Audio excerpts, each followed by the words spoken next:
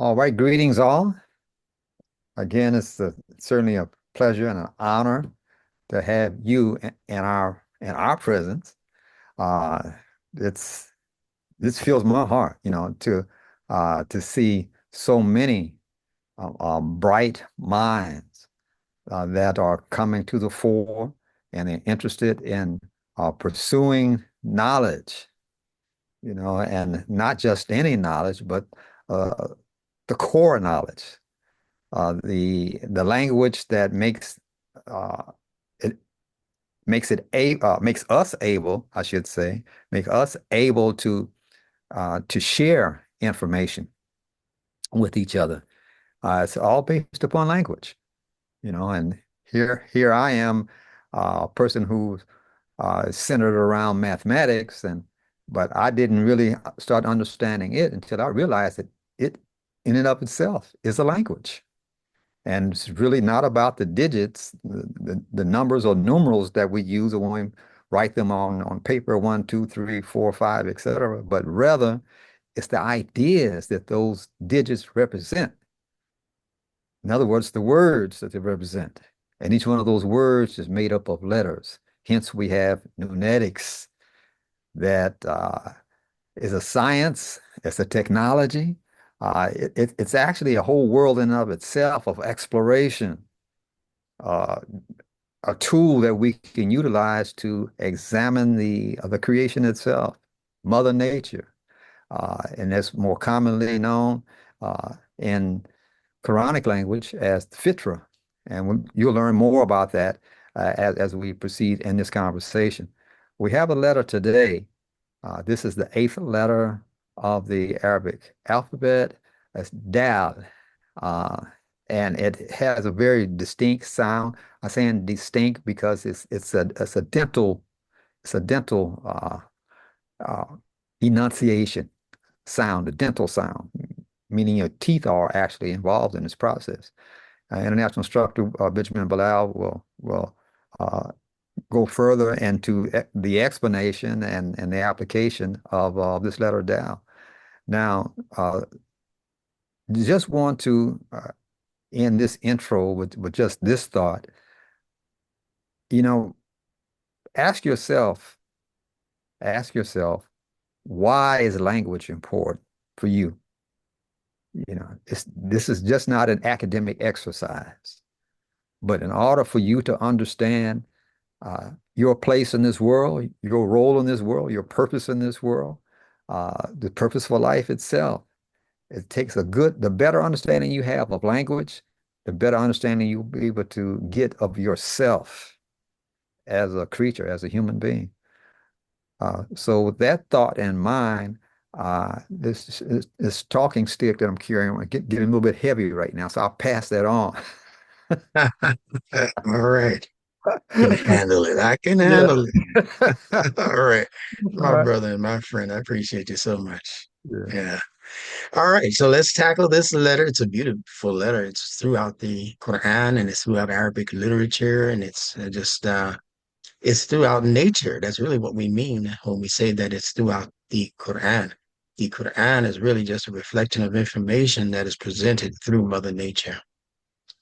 If it turns out to be anything else as a presentation, then it's a false presentation. If it turns out to be the presentation of Arab culture or Indian culture or, something like that, then it's not the whole truth and nothing but the truth. In order for it to be the whole truth and nothing but the truth, it has to present itself 1000% as being from the fitrah.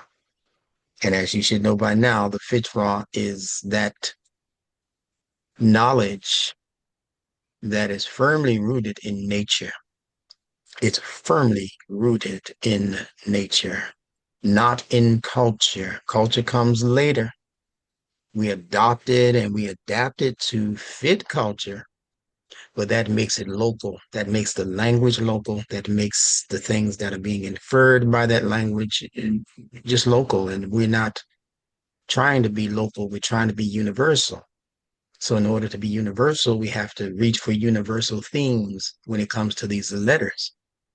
And in that way, no one can ever, ever again claim that what they're calling Islam is an Arab religion Mm, or that it's some geographically local idea or it was born out of Mecca, Arabia, 1400 years ago.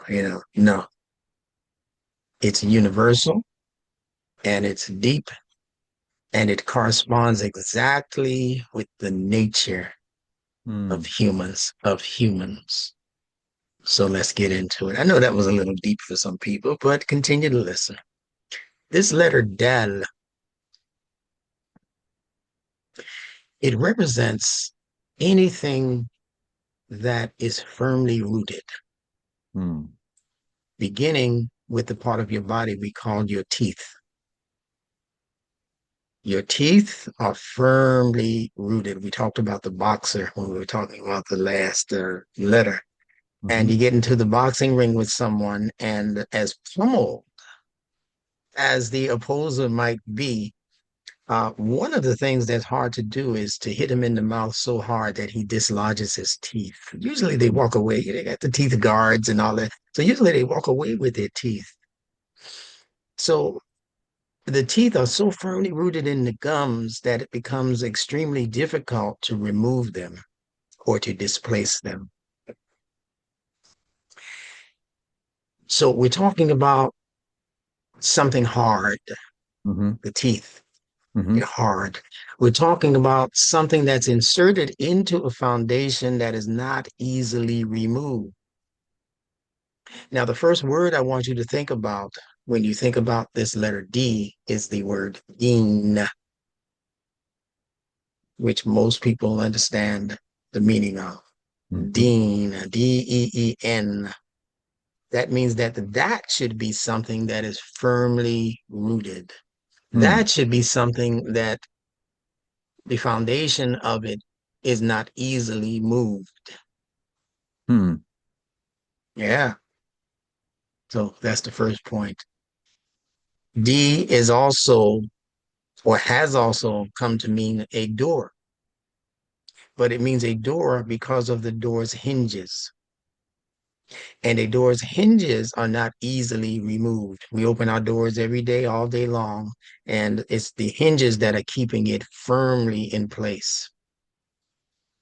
Now, that's a meaning that came later on because we know that historically speaking, people around the world did not have these wooden doors and these steel doors that were hanging by hinges. mhm, Originally, what we're calling a door now was simply a partition back in those days. And it was a partition that would allow for the hanging up of a curtain, just like we have curtain rods now for our windows. And some people still do that for their doors. People of old who lived in tents, they didn't have doors that swung in and out. They had curtain partitions that separated the rooms for privacy's sake. When the curtains are up here, and then at night or at sunset, they would unravel the curtain so that the curtain would fall down. So when we say that the letter D also implies that which is downward, another mm, D word, mhm, saying that the original movement is from top to bottom, not from left to right, from top to bottom. mhm, All right. So that's a very important note. Um, when you dive into a swimming pool, it's a downward movement. When you descend down the side of a mountain, if you're a mountain climber, that's also a downward movement. So you'll find in the dictionary, the English dictionary, that most words that begin with D are going to have this idea about what's called declension, you know. Um, and you can go through your dictionary in order to understand the importance of that. Uh, in Arabic, there's a word called dala, which means to be lowered like a you remember the water buckets, sometimes the water buckets were lowered uh uh uh down to get the water out of the well. mhm, Yeah, that's dala. um we have another word that utilizes a different kind of D sound, the letter Dod, which we'll go through in a few letters from now. So Hmm. there are two D sounds. There's the Del that we're discussing now, and then there is the Dod, which we will be discussing later. And an interesting word is Dolin or Della. Della. That's the second D, the heavy D. You know, we talked about having a light H and a heavy H. Well, there's Right. also a light D and a heavy D. And the light D is Del, the heavy D is God. You can hear how hard it is. God, Hmm. like something hit the ground Hmm. because they're both dealing with the declension or the descension or the the taking of something that was up and then having it eventually fall or hit the ground. Now, this letter also came to be the letter that described the moon, particularly the half moon. Because if you study nature, turn the television off for a minute and study what's going on around you in your natural environment, you're going to see this happening every month. And that is that the moon is going to reach a period where for one day it remains invisible. Hmm. And the next time you see that moon, it's going to be a slither, but just a slither in the Hmm. sky. And then what will happen day by day is the slither will begin to increase by quarters. First quarter moon, second quarter moon, you know. And by the time it gets to a half quarter, it looks like our English letter D. You know how we draw the D. Straight line, half circle, Hmm. D. So what is happening as the moon's light begins to increase? When it reaches that halfway point, because remember, it's starting from down here Hmm. and it's gradually or incrementally increasing. But when it gets to the halfway point, the moon is going to begin to go down. Hmm. The light I'm talking about, the increase is Hmm. going to begin to go downward Hmm. until it becomes a whole moon, a full moon. It will become a half moon. Then it Hmm. begins to go downward until it becomes a whole moon. So, what is this symbolizing? It's symbolizing the increase in knowledge, how we increase in terms of our knowledge body. Knowledge is something that you have to seek. Hmm. Knowledge is something that you have to initially be curious about. What does that mean? What is all of this about? What is this human thing everybody keeps talking about? Why am I a human being? What's the difference between me and the animals? Why does that planet look different from that star? You know, we have these curiosities and the need to know is what is giving us an increase in information. All right. Now, when we're standing in front of a door, we're on one side of it, but we have no clue what's on the other end or what's on the other side, what's on the other space. We're talking about a door now that we open and close, or even a door that, as we said, the ancient people used to wrap up and then allow to fall down as a curtain. You don't Hmm. know what's behind that curtain, just like we don't know what's on the other side of that half moon, Hmm. because the source creator keeps the other half a secret. You Yeah. know, you know, And then it gradually reveals itself like knowledge does. Yes. I'm thinking about a couple of words in English, and dumb is one, you know. Okay. Yes. That's And right. the people that want to seem to be on top of you or above you or better than you, Hmm. they want Hmm. to dumb you down. Yes, indeed. Yes, and then what that does, that calls your it can cause your mental and your spiritual, possibly even your physical death. Another D, Yes, you know. absolutely. Yeah. So and the mind itself becomes dull, it, it does indeed. which is where that first word I mentioned comes Yes, from. When we say dawling, at yes, dawling, yes, they say it means to become lost, misguided, all of those things that have to do with not being able to find your way. yes, Yeah. yes, So that's happening in the mind. yes, It's not happening on the road. On the yes, road, you got your GPS. If right. it happens to your mind, that's a different story. So you have to make sure that your mind stays in a constant state of sharpness. Mm-hmm. Sharpness. You see? Yeah, Yeah, it has to stay vibrant. yes, It has to stay curious in yes. order for it to stay sharp. When we get to the point where we're no longer curious about knowledge, we're no longer curious about the people we've never met before, and we don't care to meet them. We just want to stay to ourselves in our little hut, amongst our little tribe or amongst our little ethnic group, and we don't care to speak to other people, to exchange with other people, to taste their food, or to see what kind of clothes they wear, or if there's something that we can benefit from, or if there's something that we can bring to them that they can benefit from. Mhm. That's how humans are supposed to socialize. Yes. So the whole idea of this dullness sets in because we refuse to acknowledge the excellence of this social nature. Mm. See, Yes. it's beautiful when you understand it. Yes. Yeah, Now, again, each one of these letters is so full of knowledge, so full of information, so just ready. Each letter is just prepared and ready, and inside of it, is a yeah, stimulation to think. yes. Whenever you come uh from the known to the Hmm. unknown, Hmm. that's that. Hmm.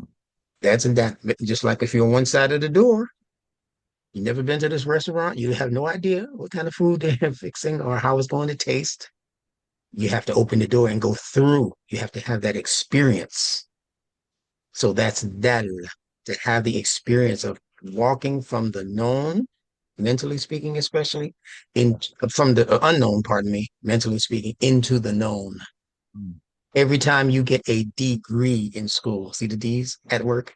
Right. Anytime you earn a degree, you've opened another door. Yes. And the last thing I want to say about this particular letter, I find it very fascinating. And that is when you examine the fitrah, the pattern that your mouth has to use in order to pronounce the sound D. First, understand that there's only one other direct letter that is compatible with the D, and that's the letter T, like Tom, T. Both of them are dentals, as you mentioned earlier. D is a dental, means you have to use your teeth in order to pronounce it. The tongue has to touch the back of your two top teeth in order to say T. The tongue has to go touch the back of your two top teeth to say T. And it has to do the same thing in order to say D. So how come D and T are related, but they're not the same letter if you're doing the same thing in order to pronounce them? It's because there is a slight adjustment you have to make when you're pronouncing the letter D. Let me tell you what that is.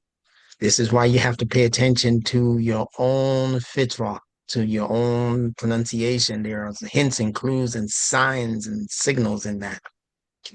Now, to say T, all I have to do is let my tongue touch the back of my two top teeth and then just press off. T, T. Very simple. But in order to pronounce D, there's some hesitation. Hmm. There's some pause because you have to, you have to push off of those teeth to say D, D, T, no problem, easy, T. But to say D, there's going to be some hesitation because there is hesitation every time we open a new door. Hmm.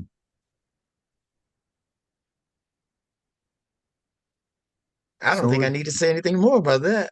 that that that closed that door, and I Yes, have to reopen that door. yes. That pretty much covers it. And again, we are so thankful Indeed. for each one of you to be in our presence and to us and to allow us into your presence. You know, uh, this is one of those labors of love. You know, Yeah, indeed. Indeed. yeah, Yes. that, we want to see all of us advance this life, this human life, this collective human life for all of us. So with that, we are looking forward for you to stay with us and this on this journey and to visit with us again in the next letter to come after Dal. And there's just so much in each one.